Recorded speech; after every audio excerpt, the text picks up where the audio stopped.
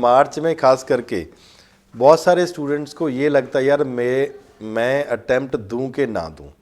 Very frankly I am talking about, और आपके मुंह पे बता रहा हूँ, मार्च में एक ऐसा गंदा सा महीना यूपीएससी वालों के लिए, बहुत सारे स्टूडेंट्स को लगता है कि यार मैं अटेम्प्ट दूं कि ना दूं। और अगर जो बच्चे उस समय डिसीज़न एक पॉजिटिव डिसीज़न ले लेंगे कि यार कोई बात नहीं, मैंने 10 महीने 9 महीने 8 महीने या 1 साल से बहुत अच्छे तरीके से पढ़ रहा हूँ या पढ़ रही हूँ, और 2-3 महीने में सब कुछ रिवाइज करना है और एग्रेसिव तरीके से लग जाओगे, you will be in a position to clear this exam. और अगर वहाँ पे नेगेटिव लोगों के साथ तुम्हारा टच हुआ, बिकॉज लोग तो नेगेटिव एनर्जी ज़्यादा होती है ना हर जगह पे, नहीं ये छोड़ो यार अगले साल देना, लास्ट अटैम्प्ट है तुम्हारा, फर्स्ट अटैम्प्ट है तुम्हारा, अभी तुम्हें समझ नहीं है, अभी एक बार और थोड़ा सेफ खेलने की कोशिश करो। कब एक बात गठ बांध लो कि यूपीएससी की कभी भी 100% तैयारी होती नहीं है। इवन टॉपर्स जो होते हैं उनको भी नहीं पता होता रिजल्ट से एक दिन पहले कि मैं सिलेक्ट भी होने वाला हूँ या लिस्ट से बाहर रहने वाला हूँ। This is very clear. और majority of the student they face a problem. और जो मेजॉरिटी स्टूडेंट जो क्लियर भी करते हैं एग्ज़ाम को, यहीं से निकल के, जो फॉर एग्जांपल इसी फेज से निकल के वो करते हैं कि अगर मार्च का महीना आपने अपने आप को कॉन्फिडेंस में रखा, हाँ मार्च में एक नेगेटिव चीज़ भी आती है, प्रॉब्लम भी आती है। नेगेटिव नहीं है, प्रॉब्लम इसलिए because it is a mental game. मार्च में लगता है कि पढ़ तो सब कुछ ले लेकिन आता कुछ नहीं है। दिस विल हैपन, ठीक है। अभी 2 महीने पढ़े हैं, अभी बता रहा हूँ मार्च में ये लगने वाला है, पढ़ तो लिया लेकिन आता कुछ नहीं है, अटेम्प्ट दूं कि ना दूं। This will again be coming in mind. यहाँ पे अगेन सर्कमस्टांसेस वही लीड करेंगे, एग्ज़ाम उन्हीं का क्लियर होगा जो सिर्फ एग्ज़ाम देने के लिए एग्ज़ाम नहीं देंगे, एग्ज़ाम क्लियर करने के लिए एग्ज़ाम देंगे। और अगर 10 महीने आपने अच्छे तरीके से पढ़ा है, there is no reason behind it कि उसको 2 महीने में रिवाइज़ नहीं कर सकते या 3 महीने में रिवाइज़ नहीं कर सकते। It could be revised very easily provided you are giving the required time. तो ये एग्ज़ाम डिमांड करता है। और मैं बहुत बार कहता हूँ ये एग्ज़ाम सौतन अलाउ नहीं करता, ठीक है। यूपीएससी की तैयारी करनी है तो यूपीएससी में ही है, फिर इधर उधर नहीं जा सकते, तो ये एक प्रॉब्लम है। तो इस एग्ज़ाम को अगर डेडिकेटेड तरीके से करोगे और इस फेज़ को निकाल लोगे, पॉजिटिव तरीके से निकाल लोगे, तो एग्ज़ाम के क्लियर होने के चांसेस हैं। हाँ, do not pile up the things. अगर पाइल अप करोगे तो वहाँ पे बहुत ज़्यादा प्रॉब्लम्स आने वाली है। You can not revise. ये स्कूल या कॉलेज एग्ज़ाम नहीं है जिसको लास्ट 1 महीना 10 दिन पढ़ोगे और ये एग्ज़ाम क्लियर हो जाएगा। This is not that category of exam. This is an exam जहाँ पे आपको कंसिस्टेंट एफर्ट चाहिए। एक ऐसा एग्ज़ाम है जहाँ पे फ्रस्ट्रेशन आना बाउंड है। एक ऐसा एग्ज़ाम है जहाँ पे लोग पूछते हैं और बताओ तैयारी कैसी चल रही है। गांव में जाओगे तो बोलेंगे और डीसी साहब क्या हाल है आपका, ठीक है। अब ये जो आपके दिल की गुजरती है ना, जब कोई बंदा डीसी साहब बोलता है, तो ये वही बंदा समझ सकता है जिसके साथ होता है। बिकॉज दूसरे को तो लगता है कि आईएएस की तैयारी करने लगे तो अब डीसी बन ही गए हैं।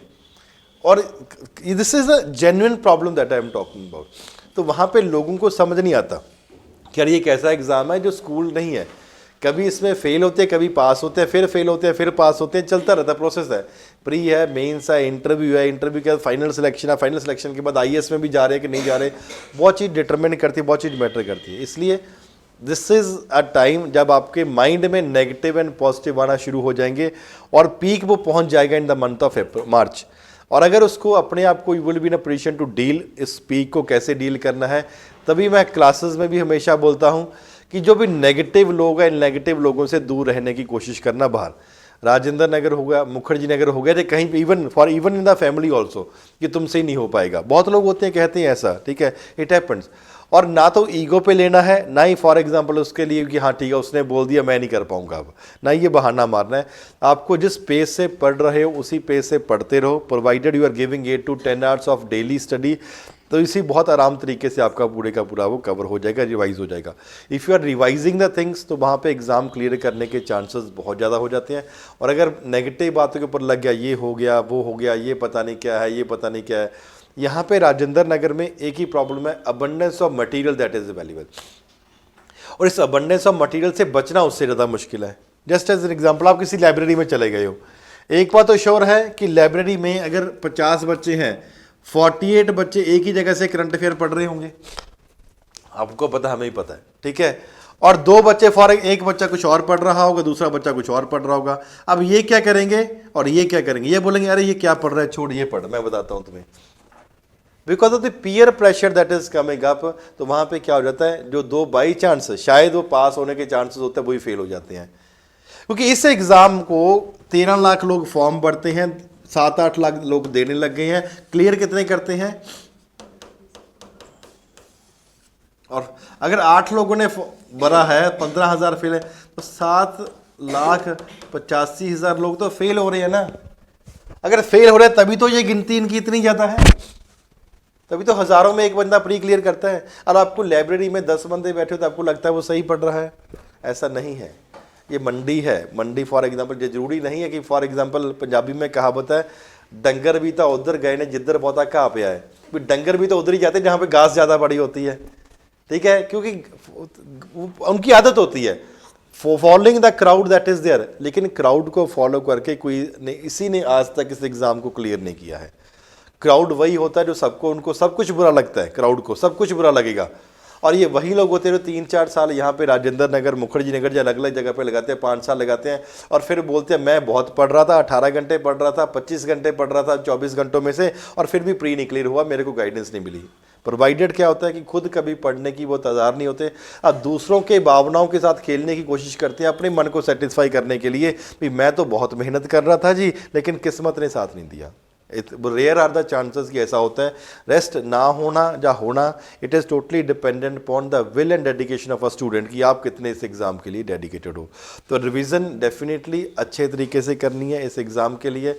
अगर रिवीजन करो, और कोई वे आउट ही नहीं है इस एग्ज़ाम को क्लियर करने। या तो भगवान ने किस्मत इतनी अच्छी दी हो भाई तू कुछ भी कर ले, तेरे को IAS बनाना ही है इस साल, या तो वो किस्मत हो, ठीक है, अभी तू कुछ भी कर ले, तो पेपर भी छोड़ कर आ गया तो मैं अटेम्प्ट दूंगा तेरी जगह पे या तो ऐसी किस्मत हो, ठीक है, तो जा फॉर एग्जाम्पल आपको पढ़ना पड़ेगा। अब पहले कैटेगरी में है तो आना पॉसिबल नहीं है, ठीक है, जब तो अगर पहले कैटेगरी में आ जाते तो हम संत बन जाते ना, तो आना पॉसिबल नहीं, तो सेकंड कैटेगरी में आ रहे हैं जिसकी वजह से फॉर एग्जाम्पल हमें मेहनत करनी पड़ेगी।